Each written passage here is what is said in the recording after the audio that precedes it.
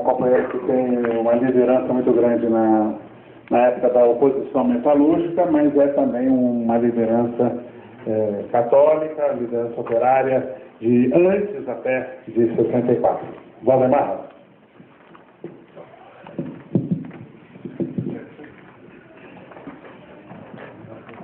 Bem, esses relatos que nós acabamos de ouvir, que emocionam, né? Sei lá, quando os jovens ouvem, por que aconteceu isso? Por que eles prendiam, torturavam? Eles eram sádicos? Era isso? Eram maldosos? Eu acho que é importante para gerações que não viveram aqueles momentos políticos começar a entender isso. O grande objetivo era passar a economia brasileira para a mão das multinacionais. Acabar com o projeto desenvolvimentista iniciado por Getúlio Vargas, capitalista, né? Mas colocar todo o desenvolvimento, a exploração do Brasil na mão das multinacionais. Hoje já chamam de transnacionais, mas é tempo era multinacional. E quem queria isso? Os Estados Unidos. Por isso que já em 61, quando o Jânio renunciou e que o Goulart assumiu, eles tentaram impedir o Goulart de assumir. Não é isso, o Goulart, né? João Goulart. João Goulart, João era o cantor. João Goulart. E foi preciso um acerto, né, porque o movimento social naquela época reagiu, político social reagiu e conseguiu impor que o João Goulart assumisse, mas com uma condição. Os militares impuseram o sistema parlamentarista para tirar o poder dele, mas com o compromisso de que em máximo em 2 anos a população brasileira deveria ser consultada através de um plebiscito. Foi a primeira vez que eu votei o plebiscito no ano 62 e que o povo disse não ao parlamentarismo com mais de 90% dos votos. Uma derrota para os militares que não engoliram isso. E junto com o imperialismo, que se chamava, seu partido, sobretudo, chamava os americanos imperialistas, né? O imperialismo americano foram preparando o golpe. Né? Militares fizeram estágio nos Estados Unidos, sindicalistas fizeram estágio nos Estados Unidos, que depois foram colocados como interventores, e criando as condições para dar um golpe, que ocorreu quando o Jango propôs as reformas de base.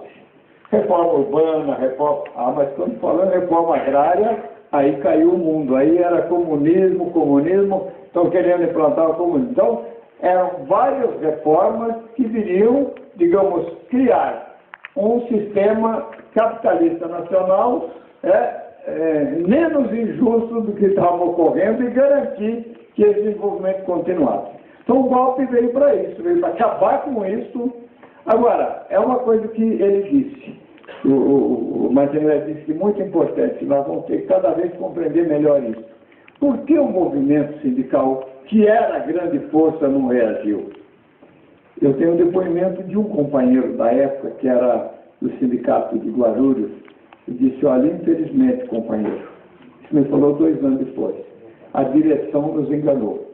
Porque eles disseram que nós teríamos arma na mão se houvesse um golpe. E eu estou esperando essas armas até hoje. Então, é triste, né? Porque a história do Partido Comunista no mundo inteiro, no Brasil, é uma história revolucionária. Mas nem todos. Se disse, lá no meio da turma de Jesus, em 12, tinha um que traiu, imagina o que pode correr nos partidos por aí, não importa qual a sua origem. Bem, então o golpe veio para isso. E por isso que eles começam, vou ser rápido nessa passagem, que nós devemos, sobretudo, que os jovens aprofundar essa questão.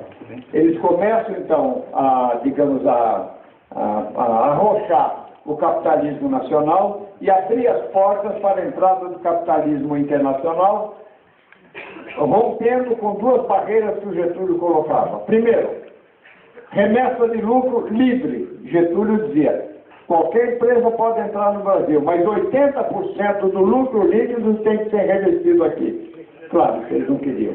Segundo, toda tecnologia que uma empresa trouxer para o Brasil, se um dia ela sair, a tecnologia passa a ser do nacional. Também não queriam. Então, uma das coisas que os militares fizeram foi isso. Abriram, concedendo uma série de isenções fiscais, permitindo total liberdade para envio de lucros, né? E garantindo que eles fossem donos da tecnologia que eles trouxessem. Bem, gente, depois, com o tempo, isso vai, digamos, mostrar, sobretudo para a juventude brasileira que vinha se politizando cada vez mais, de que o Brasil estava sendo entregue para a dominação do capital internacional, sobretudo o norte-americano. Começa uma reação. E era a época também dos movimentos revolucionários, né? As grandes manifestações na Europa, sobretudo na França, que empolgaram a nossa juventude, sobretudo a juventude que vinha do meio universitário, que eram assim, gente generosa, querendo a revolução, mas, infelizmente, eu disse para muitos deles, eles não tinham experiência do movimento social e tinham dificuldade de entender isso. Bom, quando eles começam a reagir, os militares começam a reprimir mais. E como o Martinelli disse, já no dia 3 de abril, já tinha gente ocupando os sindicatos militarmente e, em seguida, uma quantidade enorme de pelegos traidores foram colocados como interventores, um deles, que acho que vocês ouviram falar, o tal de Joaquimzão. Né? O grupo que assumiu os principais sindicatos, sobretudo sindicatos metalúrgicos da Grande São Paulo, todo o grupo era um grupo formado aqui dentro do Sindicato Metalúrgico de São Paulo. ABC, Guarulhos, Osasco, Sorocaba, todos eles eram do mesmo grupo, preparados para fazer essa intervenção. Bom, aí começa a reação. Os movimentos, por outro lado, vão radicalizar também. Começa uma repressão maior, eles vão aprofundar o processo de reação. Por isso que as prisões se davam, era para acabar com a reação. Eles queriam implantar o modelo. E para isso era preciso calar.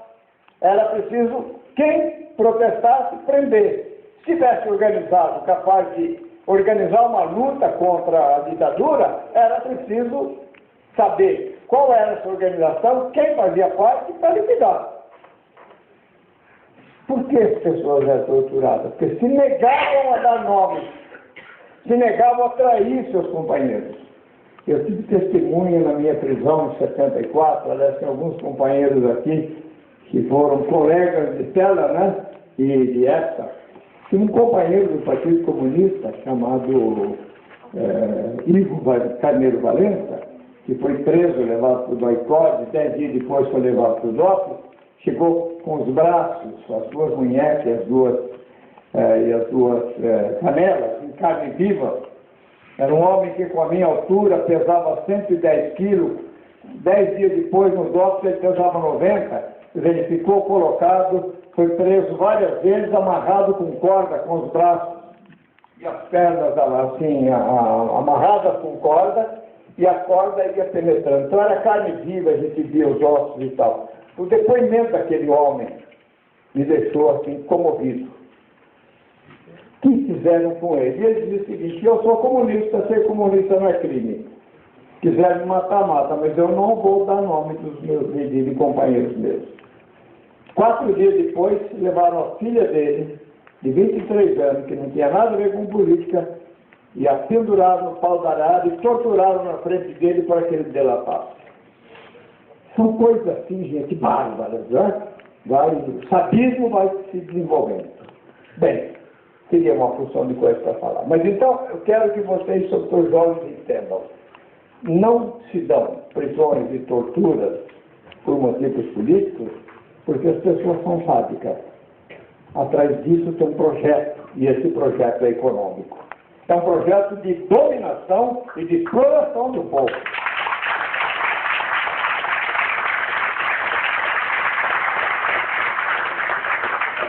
E nesse campo que a classe trabalhadora brasileira teve um papel. Nós tínhamos, já nos anos 60, aprendendo com o sindicalismo combativo da época, né? O companheiro aqui falou da greve de 62, né? Quando ele foi preso, que depois conquistou o 13º salário. Eu estava começando a minha vida sindical. A vida política já tinha começado lá na Juventude Literária Católica na minha cidade.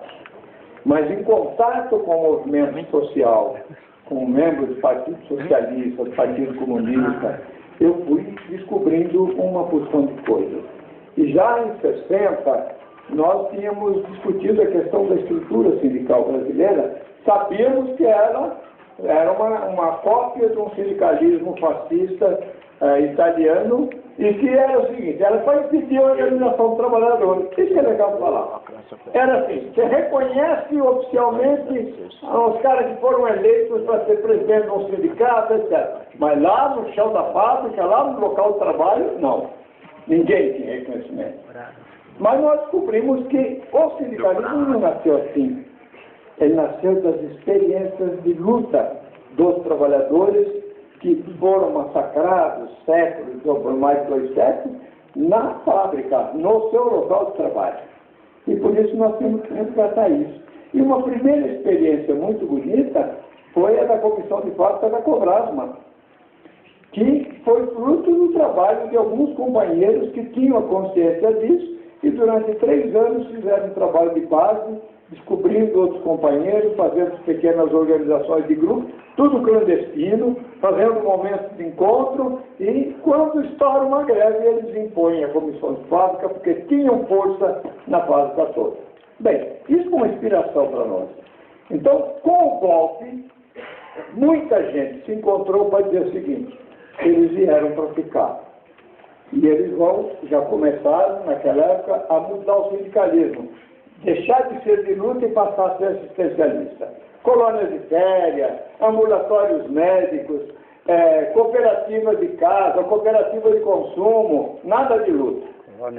Então era preciso resistir a isso. E a maneira inicial de resistir era repetir aquela organizaçãozinha de formiga. Conversar, olhando no olho do companheiro, da companheira, perguntando, falando dos trabalhos, da situação na fábrica, etc. E devagarzinho ajudando as pessoas a darem um passo. Porque a consciência não estoura de repente, tem uma acumulação. Consciência política vem da acumulação de conhecimento que vai adquirindo das contradições que existem. Claro que ela dá um salto num certo momento, mas ela é um processo. Então, isso nós vamos fazendo. E depois resolvemos enfrentar a estrutura sindical, que começa em 67, com 2 chapas de oposição, uma em São Paulo e outra em Osasco. E a de Osasco foi vitoriosa. Nós fomos derrotados aqui, mas continuamos a luta. O que nós fazíamos? Que propagandeávamos o quê? A formação de um sindicalismo livre a partir das fábricas. Segundo, combater os pelegos que estavam fazendo o jogo dos militares e do capital. Terceiro, combater a ditadura, dizendo que nós queríamos uma pátria livre, né, democrática. Hoje eu tenho uma visão diferente da democracia. Mas naquele tempo até a democracia burguesa que nós temos hoje me servia. Eu lembro!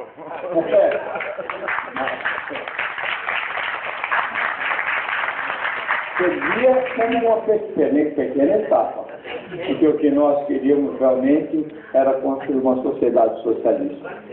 E essa eu aprendi com os companheiros socialistas e comunistas. Por isso que durante todos os anos de militância, nós militamos juntos. E aí eu conto a história, um pouquinho da minha versão do que eu conheci do Olavo Ranzi. Esse companheiro que vocês ouviram... Puxa, já? Esse companheiro realmente tinha muita coragem. E ele falava de peito aberto. Obriguei os pelegos a fazer uma missa para ele. Por isso que ele foi perseguido. E assim foi com Luiz Iraca, assim foi com Manuel Fiel Filho, com Bacuri, com tantos outros. Né? Mas eu diria, com tantos anos de luta, nós conseguimos reagir. Conseguimos ir organizando os trabalhadores progressivamente.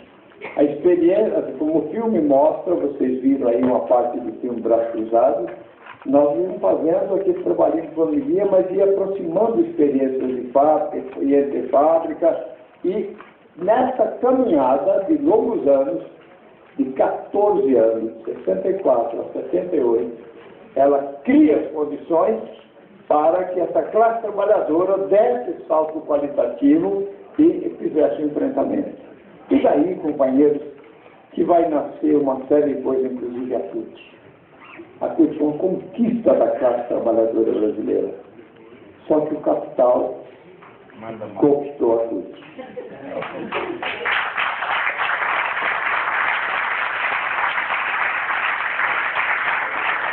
O capital não é trouxa.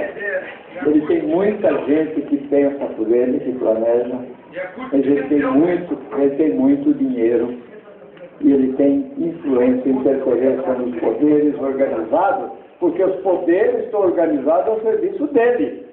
Os três poderes, o judiciário, o executivo e o parlamentar, estão organizados para atender os interesses do capital e não da classe trabalhadora, não do povo.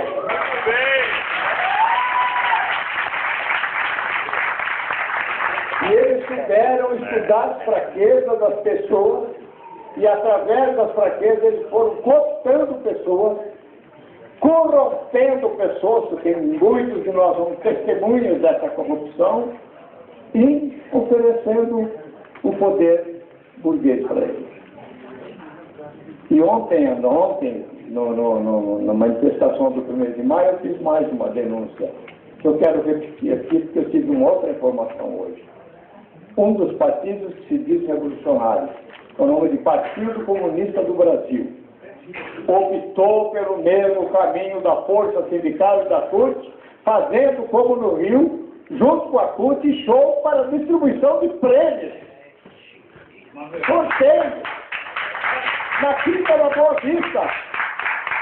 E aqui organiza, ali, na Avenida São João, um show colocando Santo Dias da Silva e Ayrton Senna no mesmo papel. Pelo amor de Deus. Brincadeira, gente. Um máster da classe operária. O outro cara que trabalhou com uma grande empresa automobilística. Morreu num acidente. Tem nada a ver uma história com a outra.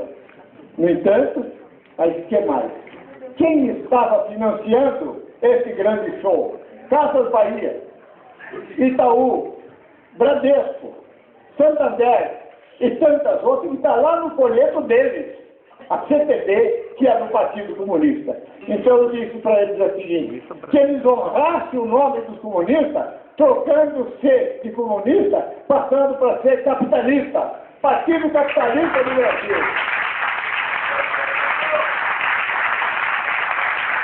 Esse é o desafio que nós temos pela frente. Vocês jovens, que nós dois somos cada vez mais perto do terno de madeira. Mas vocês têm a vida pela frente e compete a vocês construir a história atual e futura desse país para que a democracia um dia chegue à classe trabalhadora, que até hoje já não chegou.